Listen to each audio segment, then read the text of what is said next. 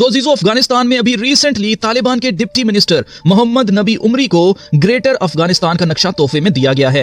इस नक्शे को अफगानिस्तान ने अपने सोशल मीडिया पर पब्लिश करके पाकिस्तान को जवाब दिया है कि अफगानिस्तान पाकिस्तान पर कब्जा करने का इरादा रखता है। इस मैप में आधे से ज्यादा पाकिस्तान अफगानिस्तान में शो किया गया है। अल मदरसा अल असरिया के स्टूडेंट्स ने यह नक्शा तालिबान के डिप्टी मिनिस्टर को उस वक्त तोहफे में दिया जिस वक्त पाकिस्तान और अफगानिस्तान की जंग चल रही थी। अब यह साफ जाहिर है कि अफगानिस्तान ने यह नक्शा पाकिस्तान को चिढ़ाने के लिए बनाया है, लेकिन यहां सवाल यह पैदा होता है कि क्या अफगानिस्तान कोई ऐसा मंसूबा रखता है? तो आइए देखते हैं असल कहानी है क्या और इसके पीछे छुपी ताकतें क्या करना चाह रही हैं। तो इस सारी सिचुएशन को समझने के लिए हमें सारे इवेंट्स को स्टेप बाय स्टेप देखना होगा, तभी हम इस बड़ी तस्वीर को आसानी से देख सकेंगे। तो ये सब कुछ शुरू होता है पहलगाम के अटैक के बाद, जब इंडिया पहलगाम के लिए पाकिस्तान को कसूरवार ठहराता है, और फिर होती है इंडिया और पाकिस्तान की जंग, जिसे अमेरिकी सदर डोनाल्ड ट्रंप रुकवाने का दावा करते हैं। इसी साल 2025 से जनवरी के महीने से इंडिया के फॉरेन सेक्रेटरी विक्रम मिस्री तालिबान के फॉरेन मिनिस्टर आमिर खान से दुबई में मुलाकातें कर रहे थे, और ये मुलाकातें लगातार फोन के जरिए अफगानिस्तान और इंडिया के दरमियान होती रही थी। 9 अक्टूबर 2025 को पाकिस्तान अफगानिस्तान पर स्ट्राइक्स शुरू कर देता है और ऐसे अफगानिस्तान और पाकिस्तान की जंग शुरू हो जाती है,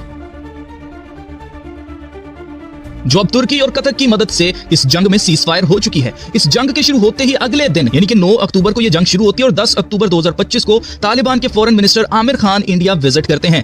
इंडिया में इनका वार्म वेलकम किया जाता है, जिससे यह बात साफ जाहिर है कि अफगानिस्तान और इंडिया मिलकर पाकिस्तान पर अटैक करने का मंसूबा बना रहे हैं। अफगानिस्तान का मानना है कि 1947 की पार्टीशन से पहले दुरैंड लाइन, जो अभी पाकिस्तान और अफगानिस्तान का बॉर्डर है, ये जगह अफगानिस्तान के पास थी। यहाँ अफगान दुरानी खानदान के लोग रहा करते थे, इसलिए अफगानिस्तान को लगता है कि जगह उनकी है। तो इस वक्त हो ये रहा है कि जैसे इसराइल ग्रेटर इसराइल इसलिए बनाना चाहता है क्योंकि हजरत दाऊद और हजरत सुलेमान के दौर में इसराइल के पास जो किंगडम्स थी, इसराइल इस जमीन को जंग करके वापस हासिल करना चाहता है। ऐसे ही इंडिया का कहना है कि पार्टीशन से पहले पाकिस्तान हमारी बादशाहत का हिस्सा था, ऐसे ही अफगानिस्तान को अपना खोया हुआ लैंड वापस चाहिए। अगर आप गौर करें तो इस वक्त एक ही स्क्रिप्ट के ऊपर पूरी दुनिया में काम किया जा रहा है। अमेरिका खुद को ग्रेट बनाना चाहता है, जिसके लिए make America great again movement चलाई जा रही है। 1812 ईस्वी में अमेरिका ने जंग करके कनाडा के कुछ हिस्से पर कब्जा कर लिया था, जिसे बाद में वापस भी कर दिया गया था, लेकिन अब अमेरिका को पूरा कनाडा चाहिए। ऐसे इसराइल को खुद को एक्सपैंड करना है, इंडिया को अपना अखंड भारत बनाना है, अफगानिस्तान को अपना लैंड वापस लेना है, चाइना को इंडिया पर कब्जा करना है।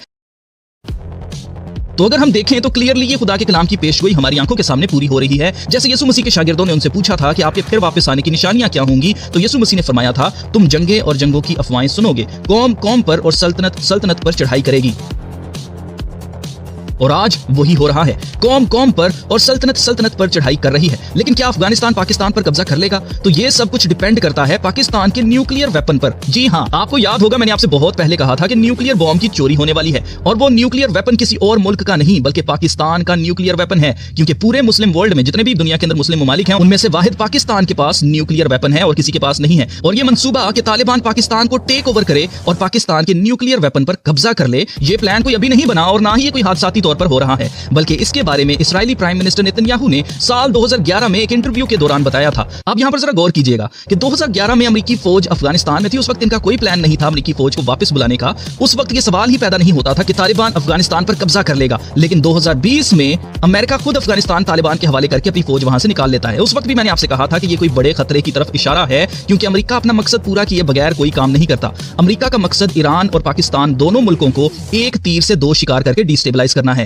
क्योंकि पाकिस्तान इसराइल को तस्लीम नहीं करता। इसका क्या मतलब हुआ? इसका मतलब यह हुआ कि अमेरिका को अब कुछ करना होगा इस खतरे को न्यूट्रलाइज करने के लिए। तो प्राइम मिनिस्टर नेतन्याहू ने साल 2011 में ऐसा क्या कहा था, आप भी जरा ये क्लिप देखें। Greatest mission that we have is to prevent a militant Islamic regime almost 7 decades, and they can threaten our world. So the first thing is to stop them from getting these weapons. तो आपने देखा कि prime minister Netanyahu ने कहा कि first one is Iran and the second one is Pakistan. More specifically आप Taliban take over of Pakistan, मतलब तालिबान का पाकिस्तान पर कब्जा कर लेना हमारे लिए खतरे की बात है। अगर इन रेडिकल रिजीम्स के हाथ न्यूक्लियर वेपन लग गया तो वो इसराइल पर उसे चला देंगे। तो जीजो, जैसा खुदा के कलाम में लिखा है कि मुखालिफ मसीह के साथ 10 बादशाह भी होंगे जिन्हें 10 बादशाहतें दी जाएंगी। तो इस वक्त दुनिया वापस किंगडम वाले सिस्टम पर लाई जा रही है, और इसके लिए इस वक्त ताकत का मुजाहरा किया जा रहा है कि कौन इस खित्ते का बादशाह बनेगा। अफगानिस्तान को लगता है कि वो पाकिस्तान को सोवियत यूनियन की तरह हरा देंगे, लेकिन वो ये भूल गए हैं कि पाकिस्तान ने अभी तक न्यूक्लियर वेपन इस्तेमाल किए बगैर ही दुश्मन को जवाब दिया है। और अब वक्त बदल चुका है। इंडिया ने सोचा भी नहीं था कि पाकिस्तान हाई स्पीड मिसाइल्स मारेगा जो रेडार में डिटेक्ट ही नहीं होते। तो जीजो, अब वक्त दिमाग से लड़ने का है। अब आपके पास कितने बंदे हैं ये मैटर नहीं करता।